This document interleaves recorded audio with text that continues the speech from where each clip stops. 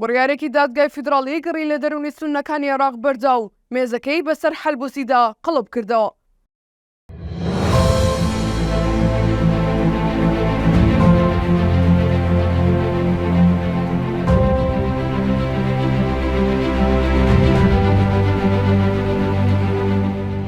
دوێنێ سێشەممە 14 تشرینی 2023 دادگای فیدراڵی عێراق بە بڕیارێک محەممەد حەلبوسی سەرۆکی پەرلەمانی عێراقی لە پۆستەکەی دوور خستەوە.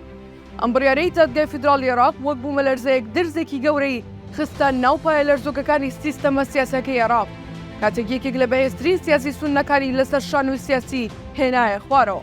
لە ئێستاشدا شەقامی سیاسی عێراق چاوەڕێی گەڕێکی تری ناکۆکی سیاسی دەکات، ئاخۆ بە چەند قۆڵبادان و پاش قولگرتنی تر کورسیا چۆڵەکەی حەلبوسی لە ناوچەی سەوزی بەغدا لە پەرلەمانی عێراق پڕ دەکرێتەوە.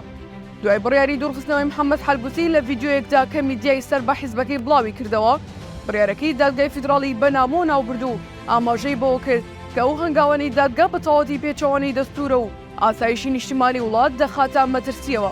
سەرۆکی لە کارلابرای پەرلەمانی عێراق گوتیشی ئێمە شۆڵ بووین بە دەرکردنی بڕیارێکی وا لە دادگای فیدراڵیەوە. سەرماسوورما لەو بێڕێزیەی بە دەستوری وڵات کردیان لەبارەی دوورخستنەوەی پیاوی ژمارەیەکی سوننەکان لەسەر شانۆی سیاسی عێراق، میدیای فەرمی عێراق بڕیاری لە کارلادانی حەلبوسی گەڕاندەوە بۆ هەبوونی دۆسیەک کە سەرەتای ئەمساڵ لە دادگای فیدراڵی لەلایەن لێز دڵێمیەوە دژی حەلبوسی جوڵێنرا بوو. دۆسیەکە لەسەر ساختەکاریکردن لە واژۆی پەرلەمانتاراندا لەلایەن حەلبوسیەوە لە بەرژەوەندی دلێمیەوە یەکلایی بووە و حەلبوسی لە سەرۆکی پەرلەمان و ئەنجامەتی پەرلەمانی عێراق ئاوت کرد. حەلبوسی ساڵی 2022 بۆ دووەم جار لەسەر یەک با سەرۆکی پەرلەمانی عێراق هەڵبژێرایەوە کە وەک نەریتێک و میراچێکی سیاسی لە عێراقدا لە دوای ڕووخانی ڕژێمی پێشووی عێراقەوە سەرۆکایەتیەکان بەسەر سێ پێکهاتە سەرەکیەکەی عێراقدا وەک گۆشتین خێر دابەش دەکرێن. لەو نێوەندەشدا سەرۆکی پەرلەمان بەر پێکهاتی سون نەدەکەوێت، بەڵام ئەم جارە هێلکەکە بەسەر حەلبوسی داشکا و تا بە ئاگاهاتەوە لە ناوچەی سەوز دەریان پەڕاند.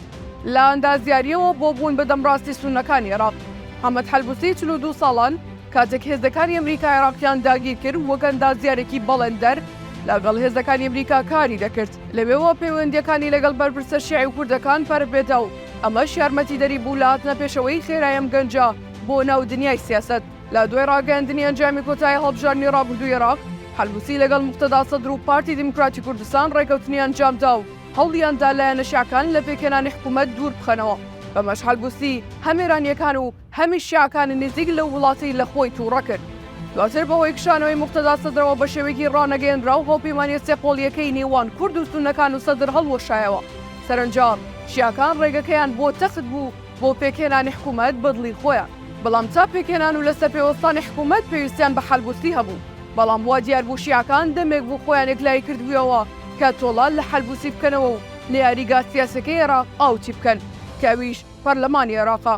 ئێستا نازانرێت کاردانەوەی سوننەکانی عێراق چییە، بەڵام بە قسەی چاودێرانی سیاسی حەلبوسی هێندە خۆشەویست نەبوو لە ناو کاربەدەستانی سوننەدا تا بێنە ڕیزە و بەرگری لێ بکەن. ڕەنگە لە شیعەکان زیاتر سوننەکانی دەوروبەری حەلبوسی بە بڕیارەکەی دادگای باڵای عێراق شاگەشکە بوو بن.